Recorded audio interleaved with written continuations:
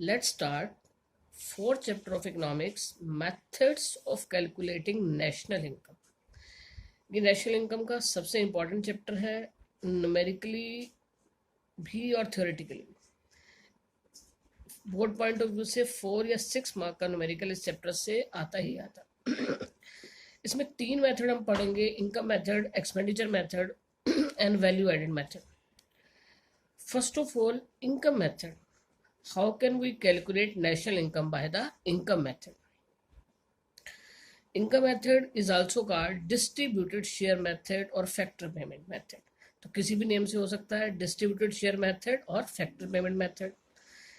First of all, अगर हम बात करें, sum total of a factor income generated within the domestic territory of a country by the residents or non-residents is called domestic income. यानी अगर हम एक country की डोमेस्टिक टेरिटरी के अंदर जितने भी उसके रेजिडेंट्स या फिर नॉन रेजिडेंट्स दोनों ने जो भी फैक्टर इनकम की फॉर्म में अर्न किया उसको सम टोटल कर देते हैं तो हमारे पास आ जाती है domestic income. And when we add net factor income from abroad in the domestic income तो हमारे पास निकल आती है national income by income method. तो सबसे पहले हमने क्या किया, 4 फैक्टर ऑफ प्रोडक्शन की इनकम को, 4 फैक्टर ऑफ प्रोडक्शन की इनकम को डोमेस्टिक टेरिटरी के अंदर लिया, जिसमें हमारे पास नॉर्मल रेजिडेंस भी आ गए और नॉन नॉर्मल रेजिडेंस भी आ गए। ये डोमेस्टिक का और नॉर्मल रेजिडेंस का जो कॉन्सेप्ट है हम ऑलरेडी चैप्टर नंबर 2 के अंदर डिस्कस कर चुके हैं। तो डेफिनेशन करने के बाद हमारे पास पॉइंट आता है कि what are the factor income. इसे भी हम पहले कर चुके हैं। There are 4 factors of production, land, labour, capital and the entrepreneurship. और इन चारों को जो भी इनकम मिलती है in the form of rent, interest, profit and west, उसे सम अप करने से हमारे पास क्या निकल आती है, हमारी डोमेस्टिक इनकम और साथ साथ नेशनल इनकम। यानी अगर हम एक डोमेस्टिक टेरिटरी के अंदर करेंगे और नॉर्मल रेजिडेंस और नॉन नॉर्मल रेजिडेंस दोनों की इनकम को लेकर चलेंगे तो हमारे पास आ जाएगी डोमेस्टिक इनकम। और जब हम उसके अंदर ऐड कर देंगे net factor income from abroad, then it will be equal to the national income. Classification of factor income. Classification of factor income.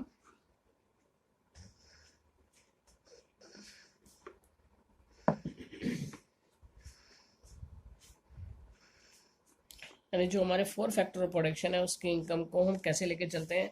First of all हमारे पास आ जाता है compensation of employees. Compensation of employees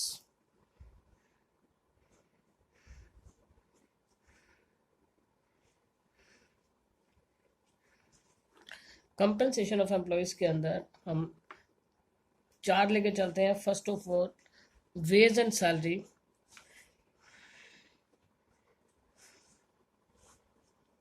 veg and salary in cash, wage and salary in cash. Next हमारे पास आ जाता है इन पेमेंट इन काइंड,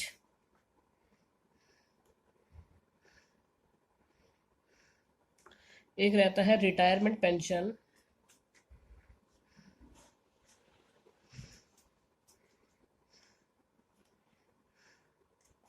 और नेक्स्ट जो है employers contribution in social security scheme. Employers contribution in social security scheme.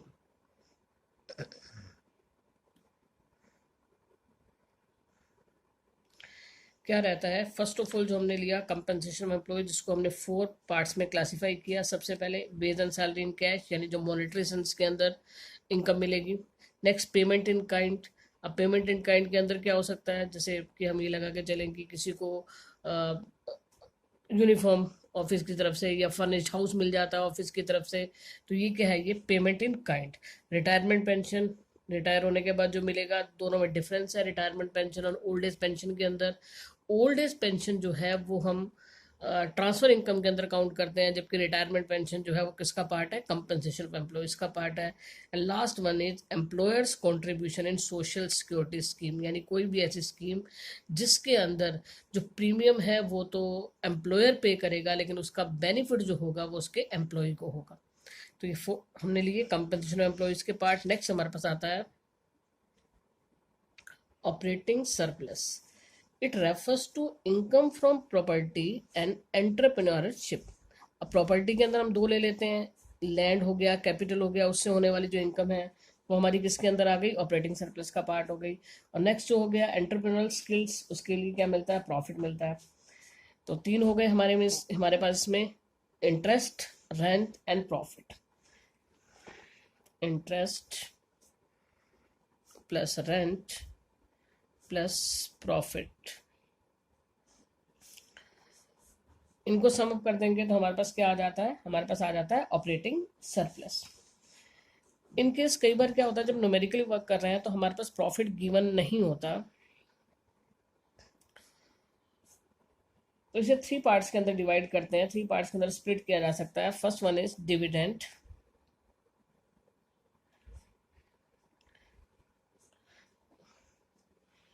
Corporate profit tax, इसे हम कॉर्पोरेशन सेविंग भी कहते हैं, और सॉरी कॉर्पोरेट प्रॉफिट टैक्स। और थर्ड हमारे पास आता है अनडिस्ट्रीब्यूटेड प्रॉफिट, अनडिस्ट्रीब्यूटेड प्रॉफिट, इसे हम कॉर्पोरेशन सेविंग भी कहते हैं।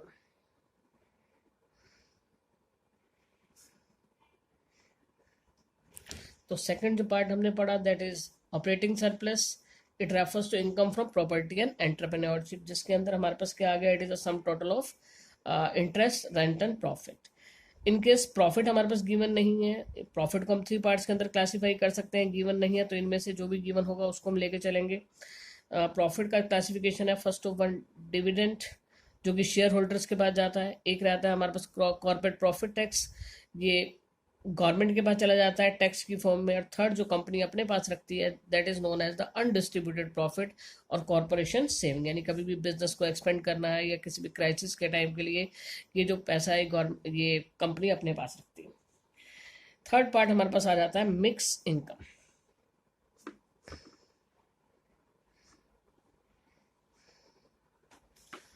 अब इंडिया जैसी कंट्री में बहुत से ऐसे लोग होते हैं जो किसी के यहाँ जॉब नहीं करते, जो कि सेल्फ एम्प्लॉयड पर्सन हैं। अब self employed person just like एक फार्मर, एक शॉपकीपर, एक डॉक्टर जो अपना क्लिनिक चलाता है, एक टीचर जो प्राइवेट कोचिंग करता है, ये सब क्या है, these are the self employed person. और ये अपनी जो इनकम है उसको सेपरेटली नहीं बताते। तो इनकी जो इनकम होती है वो सम टोटल होती है किस किस का, wage, rent, interest and profit. तो इसको हम कहते हैं मिक्स इनकम। यानी एक डॉक्टर जो एक प्राइवेट क्लिनिक चला रहा है वो आपको ये नहीं बताएगा कि इतनी मेरे को, जो ये क्लिनिक है ये मेरा है, इससे मेरे को जो इनकम हो रही है, जो लैंड है मेरी है, इसके ऊपर जो कैपिटल इन्वेस्ट है वो की गई है मेरी है, तो मुझे इतना इससे इंटरेस्ट मिलना चाहिए, इतना मुझे इससे रेंट मिलना चाहिए, नहीं। वो अपनी जो इनकम है वो आपको टोटली बताता है कि 50,000 रुपीज़ पर मंथ अर्न करता हूँ या 1 lakh rupees per month earn करता हूँ। तो उसकी जो इनकम होती है वो सेपरेट सेपरेट ना होकर सम टोटल होती है, तो उस इनकम को हम कहते हैं मिक्स इनकम। जब हम तीनों को ऐड कर देते हैं, वैसे तो पहले लिख देते हैं सेल्फ एम्प्लॉयड पर्सन की इनकम जो है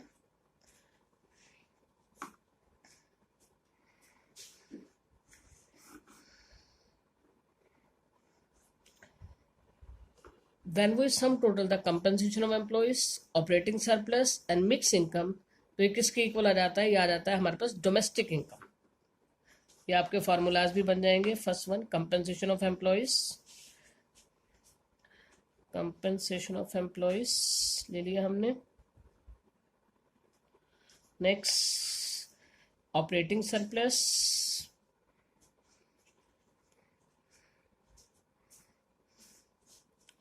नेक्स्ट मिक्स इनकम,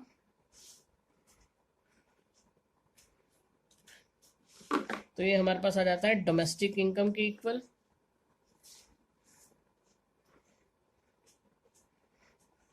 इसे डोमेस्टिक इनकम भी कहते हैं and net domestic product at factor cost भी कहा जाता है।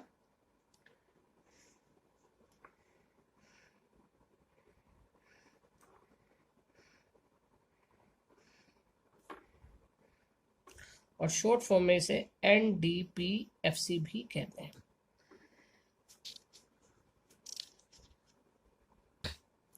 When we add domestic net factor income from abroad in the domestic income, जो लास्ट हमने अभी किया कि डोमेस्टिक इनकम या net domestic product at factor cost के अंदर जब हम net factor income from abroad को ऐड कर देंगे तो वो बन जाएगा हमारा नेशनल इनकम, जिसे हम net national product at factor cost भी कह सकते हैं, NNPFC।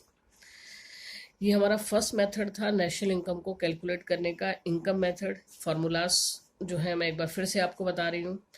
जब तक आप फार्मूलाज को अच्छे से लर्न नहीं करेंगे तब तक आप इससे रिलेटेड न्यूमेरिकल नहीं कर सकते, और इस चैप्टर में से न्यूमेरिकल बोर्ड एग्जाम्स में ज़रूर आता है, ठीक है। तो फर्स्ट ऑफ ऑल जो था हमने इनकम मेथड की डेफिनेशन की, उसके डिफरेंट नेम्स के बारे में पढ़ा, कैसे हमने डोमेस्टिक इनकम को लिया by the income of residents and the non residents, और उसके बाद हमने क्लासिफिकेशन किया फैक्टर इनकम का, जिसके अंदर सबसे पहले हमने बताया कंपनसेशन ऑफ एम्प्लॉयज़, जिसको क्लासीफाई किया गया 4 पार्ट्स के अंदर। नेक्स्ट जो हमने लिया that is the operating surplus, जो कि इनकम है हमारी, income from property and entrepreneurship. It is a sum total of interest plus rent plus profit. Profit को क्लासीफाई किया गया आगे 3 पार्ट्स के अंदर, dividend, corporate profit tax, corporate profit tax, और थर्ड हमारे पास क्या आता है अनडिस्ट्रीब्यूटेड प्रॉफिट, जिसे हम कॉर्पोरेशन सेविंग भी कहते हैं। और लास्ट जो हमने लिया mix income, and that is the income of self employed persons. और जब हम इन तीनों को ले लेते हैं, किसको, कंपनसेशन ऑफ एम्प्लॉयज़ को, ऑपरेटिंग सरप्लस को और मिक्स इनकम को, तो हमारे पास निकल आती है डोमेस्टिक इनकम, और जिसे हम, इसका अदर नेम क्या है, net domestic product at factor को, शॉर्ट फॉर्म में इसे हम NDPFC भी कहते हैं। एग्जाम्स में ये NDPFC के नेम से भी आ सकता है।